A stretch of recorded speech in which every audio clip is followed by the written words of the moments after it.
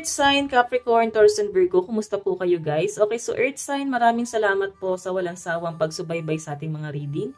And kung kayo ay bago pa lang sa ating channel, mag-subscribe na po kayo guys.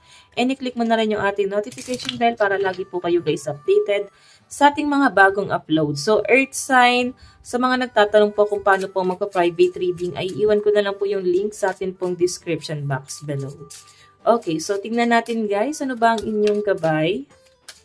Earth sign, Capricorn, Taurus, and Virgo. Gabay po. So guys, meron tayong first light, beginning a new cycle, 'di ba? Parang magkakaroon guys ng bagong buhay, bagong cycle sa buhay mo, new beginning, and I think parang makaka-feel ka daw ngayon guys ng refreshment, parang ganun, parang na-refresh ka. Pwede makaka-feel ka ngayon guys ng okay na ulit yung energy mo, merong magpapakalma sa'yo, or pwedeng may mababalitaan ka, pwedeng good news ngayong araw na pwedeng magiging kalmado ka, mas magiging magaan ng energy mo, Earth sign sa pinapakita sa akin. So, tignan pa natin guys. Earth sign. So, guys, meron tayong fog in. Go slow, take time. So, wag ka daw masyado magmadali, or pwedeng may mabagal na nangyayari sa buhay mo at parang naiinip ang mga earth signs. So, sinasabi rito guys, darating yung tamang oras para doon. Ngayon, slow ka lang, kalma ka lang, relax ka lang kasi darating at darating ka doon sa sitwasyon na inaantay mo. Okay? Para kasi guys na parang naluluha na siguro iba sa inyo guys, or naiiyak ka na, pwedeng sa paghilom, pwedeng may nangyari sa buhay mo. Hindi naman ganun guys ka big deal. Pwedeng may pinagdadaanan ka lang na medyo mild lang, parang nag-aantay ka ng araw na matapos na yung paghihirap mo. Okay? Or pwedeng hindi naman talaga siya mild, pero para sa'yo guys, dahil sa dami ng pinagdaanan mo sa buhay, basic na to. Kahit sa ibang tao guys ay matindi tong problemang to. Pero sa'yo, parang basic na lang to. Okay, so, tignan natin, meron tayong uncovering treasure. Beneath the surface lies great bounty. So, nakakatuwa guys, parang lahat ng niread ko, lumabas tong card na to. Okay, sa fire, air, and water, earth sign. So, I think, ngayon, mas mag-iipon ng mga earth sign. Kumbaga, panibagong pag-iipon na naman. Nakikita ko rito guys na parang mas pahalagahan mo yung income mo ngayon, mas pahalagahan mo ngayon yung trabaho mo. And I think meron kang pinag-iipunan kasi pwedeng meron kang hinuhulugan monthly.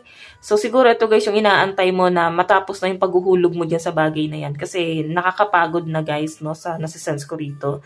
May nakikita akong transformation. So siguro patapos na siya guys. Mga ilang buwan na lang matatapos na yung hulugin mo dito.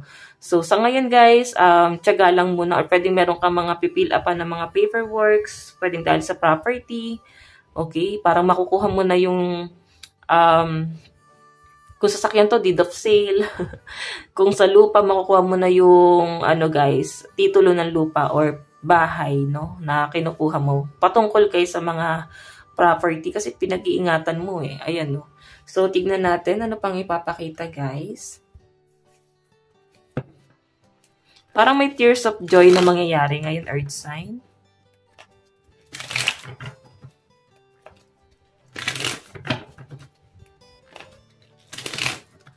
Earth sign.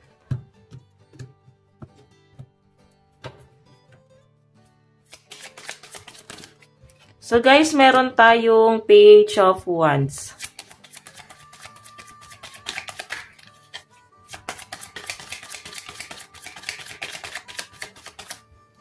Okay.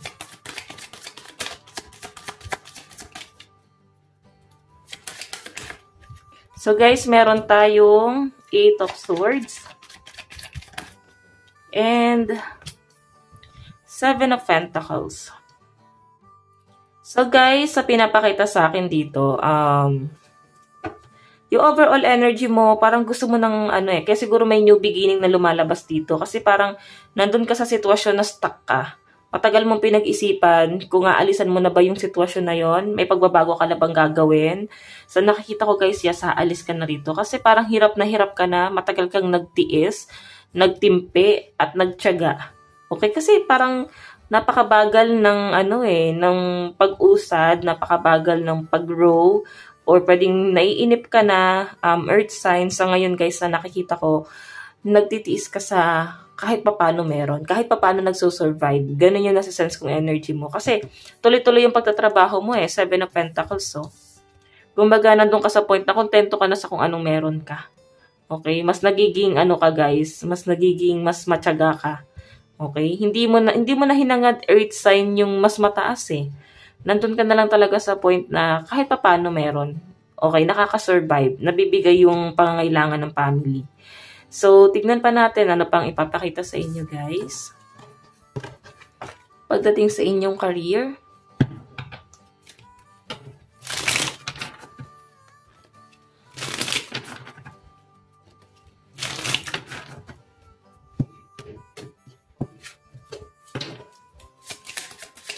pagdating sa inyong career.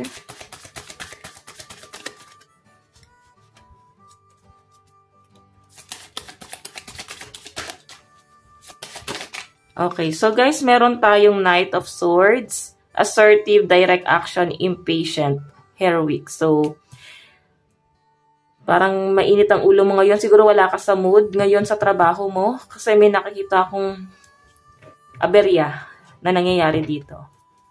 Okay, tignan pa natin. Or pwedeng may mga client, customer na matitigas talaga ang ulo, earth sign.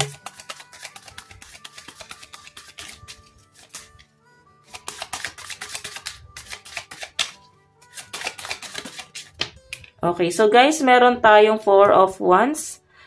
Okay. So, alam mo, may nakikita akong success na mangyayari sa'yo kung bakit pinahihirapan ka ng ganito sa trabaho eh. Kung bakit mabigat yung binibigay sa'yo, guys.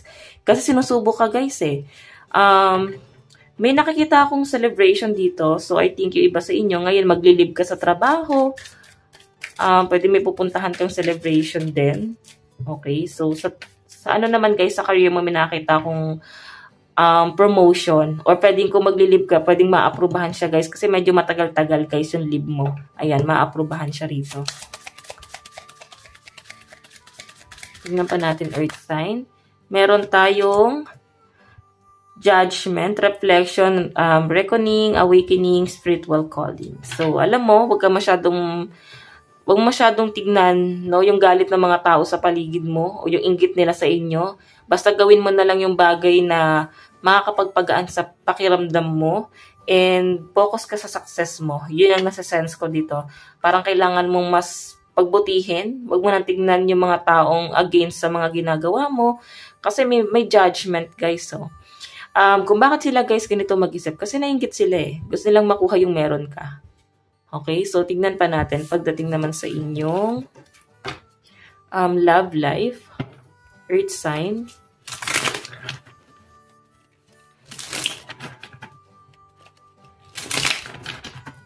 Sa love life naman itong earth sign.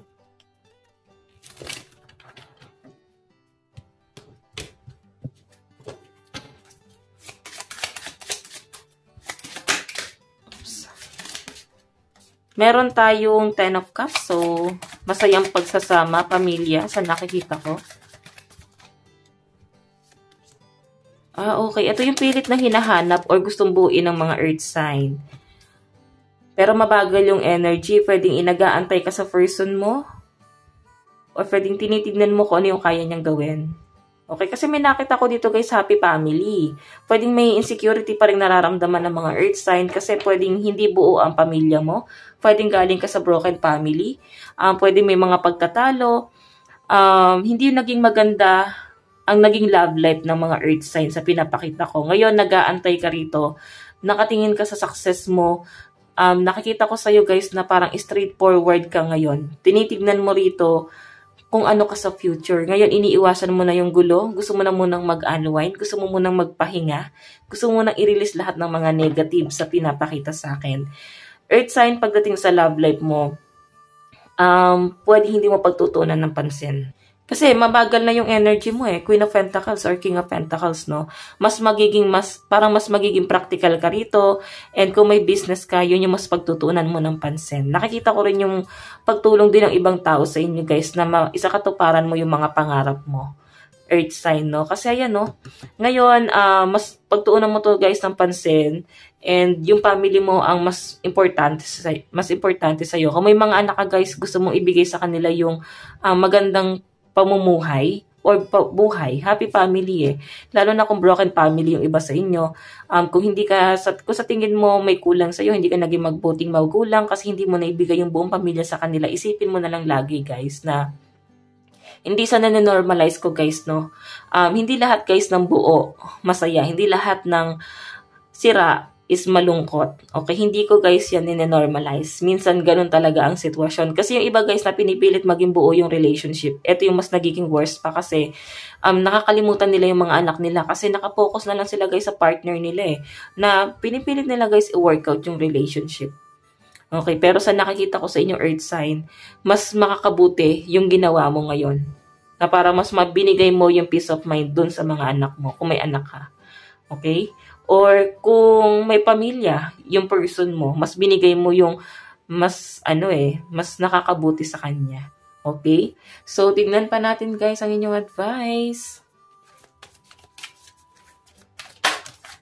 Ayan, dalawa talaga yung lumabas. Meron tayong duality and meron tayong, okay, taas natin to.